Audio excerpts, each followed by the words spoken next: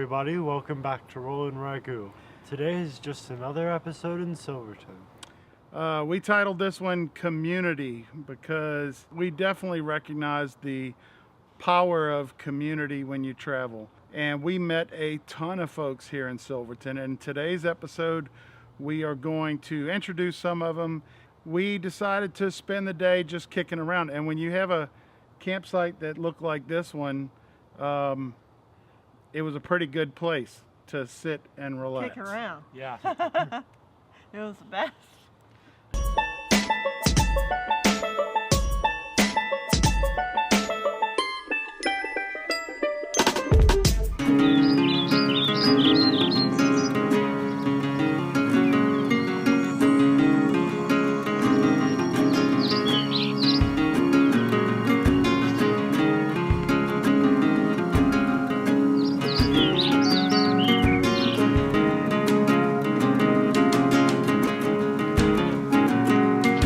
It's interesting because we just had a conversation with some folks about this topic.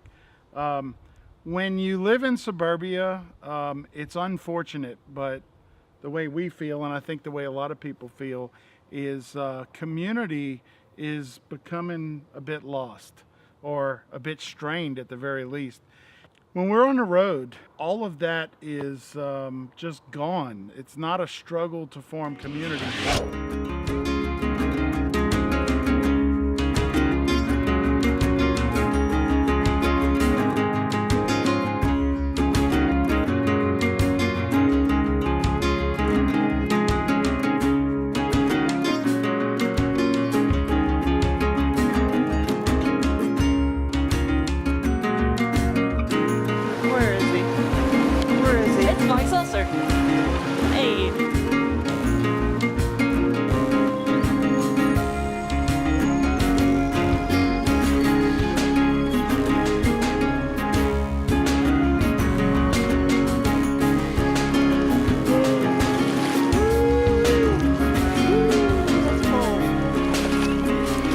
When you pull up to a place, I still have some expectations of maybe not meeting the nicest of people or someone not really wanting us there. And every single time that we've done it, I've been proven wrong. And this is one of those cases. So we first pulled up, we were really close to the fifth wheel next to us. And I went and knocked on the door. I was going to ask if they were okay with us parking where we were, trying to be a nice guy.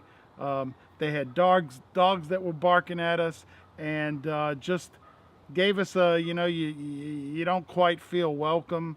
And were we wrong? We were wrong because that neighbor in the fifth wheel ended up being Chuck and Judy. And still, a few years later, we have a great relationship with that family. Chuck and Judy were an older couple, say that in the most respectful way, and they just took us in immediately like we were family.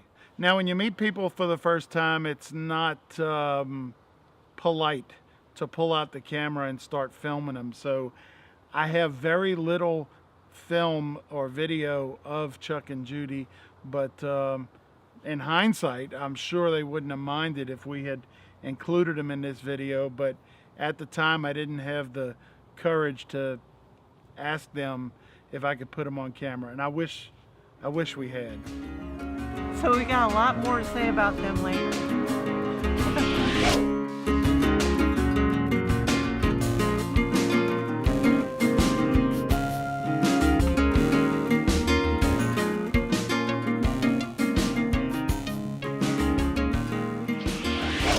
As you've seen, we parked along the river at our campsite, and the river was made up of like a glacial melt and ice and snow melt, all this stuff coming up from the mountains. So it was really, really cold. So me, Ethan, and Mom decided to go wading around in the river, and it was really cold. Our legs were all red by the time we got out. Yeah, it would turn your skin red and purple. We decided to go under the water. They decided. the river was very fast moving as well at some parts. So I went under, and then the river carried me down about 6 feet. So I was scared and I got up. So it was like 1 second. I'm fine. I drifted down, like, you see where this river meets, this small creek meets that over there? Yeah. Yeah, I fell there and I went down to about where the... Earlier when we were walking through the river at our campsite, it was pulling us, but it was really cool. Yeah, so you can stand up in it.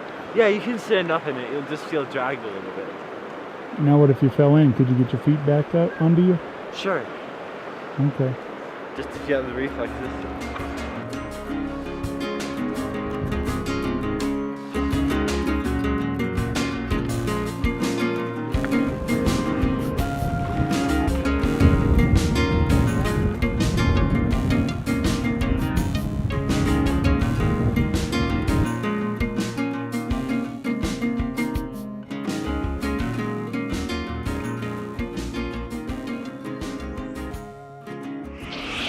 So as the day goes on, we end up bumping into another couple that's right next to us, Larry and Kathy, and their friends Mark and Angela. You've seen them in the video. They're the Class B parked right next to us. I don't know how to say it. When you bump into RV neighbors, it seems like you've had a friendship for years in the first minute or two. And that's how Larry and Kathy made us feel. They welcomed us so much. I mean, they just really made us feel at and, home with them. It was so kind. Again, we're throwing a lot at you, but you're going to see more of them in a couple of more Can't wait to episodes. show ya. So Larry and Kathy had their friends Mark and Angela and their daughter and her family.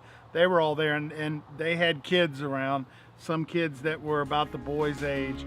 And the kids started seeing who could walk across the river, and just a great day.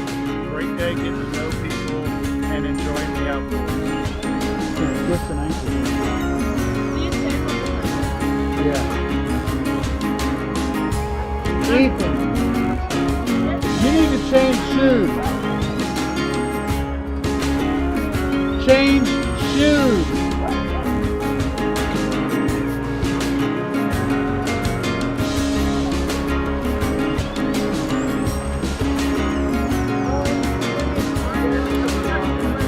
Those are the worst shoes you could be wearing for that. Yeah. It's really nice to see boys be boys and being outside and doing all sorts of stuff, picking up rocks, seeing what's under them, and instead of being in the house, it's real nice to see our boys get out there in nature and just explore it. It was good to see.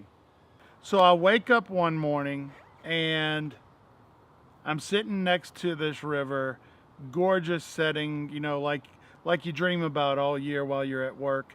And I'm sitting in my chair and I've got my cup of coffee, and there's a foggy haze over the water, and it's just gorgeous. And I'm by myself. Everyone else is still in the trailer. And out of nowhere, this guy walks up next to me, pulls up a chair, and sits down. To describe him, he's again, you can make past judgment on people before you get to know them, or I can. And they don't, of course. They're very nice people. But this guy, Gene is his name. He is 80? I don't know, round about 80. He has this gray beard, and he's wearing a Navy cap. He served in the Navy, and he sits down next to me. And out of the blue. You know, sometimes you can't make up real life, right? If you look at how the campers are set up, this guy just walks in between the campers and... Yeah, you had to be a little gutsy to walk up, you know, and gutsy he is. But so he sits down, and by this time I think the boys and then Cindy gets up, and we kind of all sit around for an hour or two and listen to Gene tell the story of his life, basically. And it seems like he's lived 8 or 10 of them for every one of ours. And he talks and talks, and we just really enjoyed getting to know him. Over the next few days, we get to know him a lot better, and you're going to see more of Gene. You'll see more of Gene. Yeah, you'll definitely see some more of Gene. What, guys? Well, you'll see a lot more of them later. Oh, yeah. Yep. And it gets a little stranger, too. In a good way, Gene. I know you're watching, so yeah, we love you, Gene. I enjoyed boot camp. Boot camp was fun. We marched. We did a lot of marching. And that was fun. I enjoyed that. But our group in boot camp was so dumb. I mean, we had a few smart guys. So dumb, most of them. And I guess it was around 45 of us. I can't remember. And the company commander, Moses mate, came to me one time and said, Gene, I'd like to win the educational flag. I've never won it for the group. He wanted to win the educational. He says, I want you to figure out how we can win the educational flag. And I want to give the boys a mental image. So when he graduated high school in 1957, you can picture, I guess, the culture that you were living in. Y'all remember the movie Grease? Greece, yeah. Yeah, pretty much that's about what it was same like thing. when he was graduating. Oh, what a nice day. So you still thinking you're going to get to the soak in the hot I springs? was thinking about it, but I don't know. Good morning. How's it going? Good, you? Good. Good.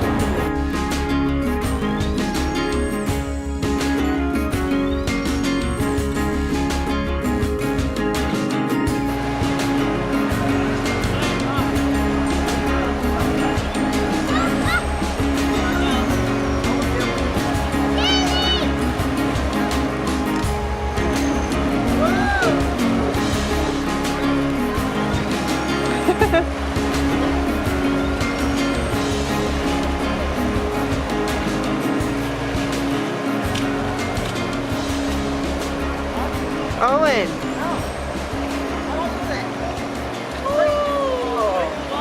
The city of Silverton has a really nice setup to help out with all the people that are boondocking around the town and in the area. I think it was the city hall. Was it the city hall? Yeah, I Yeah. think it was the city hall. City Hall had a hose spigot in the back of the building and a little sign that said, "You're welcome to the water. There's a tip jar inside." Of course, we were here at this spot for a little over a week, so we weren't going to make it on just our tank. We didn't want to make it on just our tank. So we had a whole bunch of jugs, went to City Hall, and got our water that way.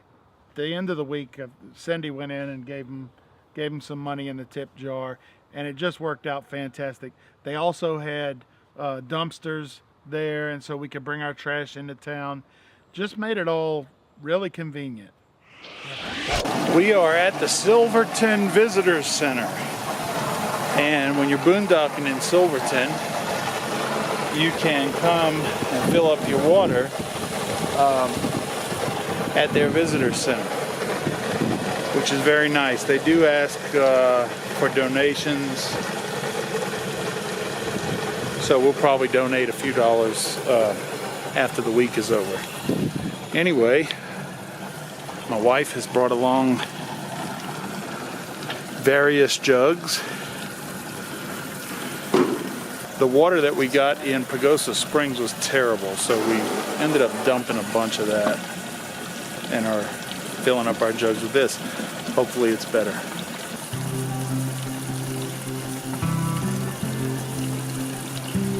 As has been typical for this trip, we have fantastic neighbors once again at this Mineral Creek campground. And once again, we go to the visitor center on a closed day. On a closed day. Yes, Time. story of our life.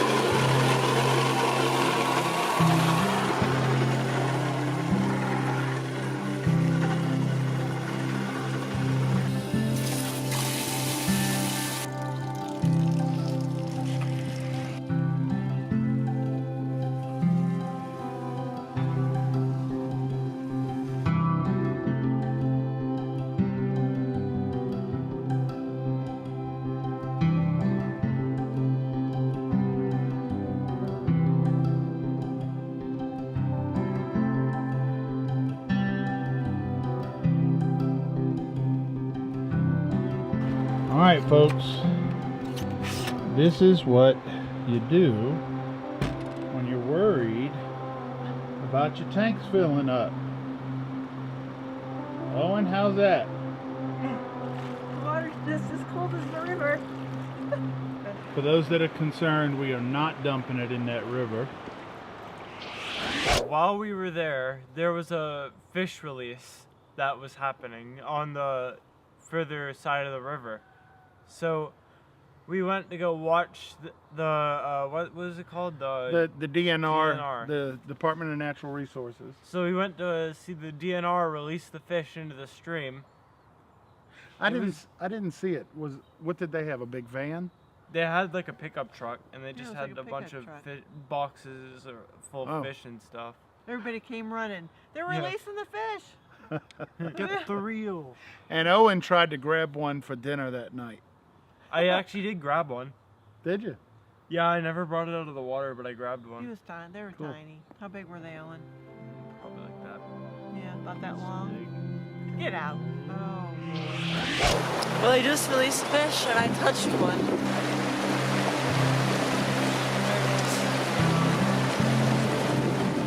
Owen.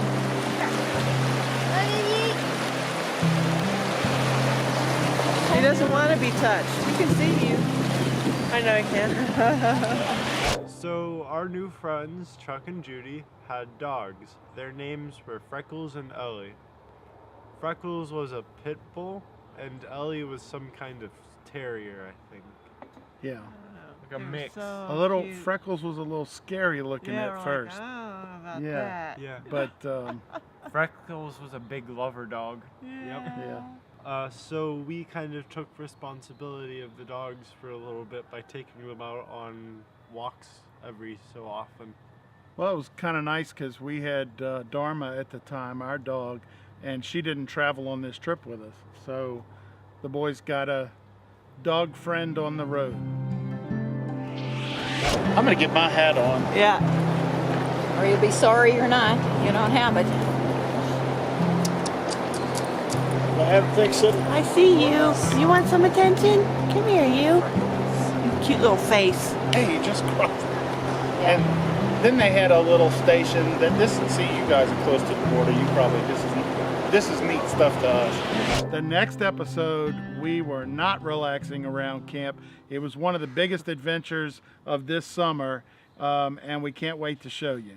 We really appreciate y'all watching our adventures and hope that you enjoy them as much as we did. And we hope it inspires you to go on your own adventure and meet a wonderful community of people like we have. We just,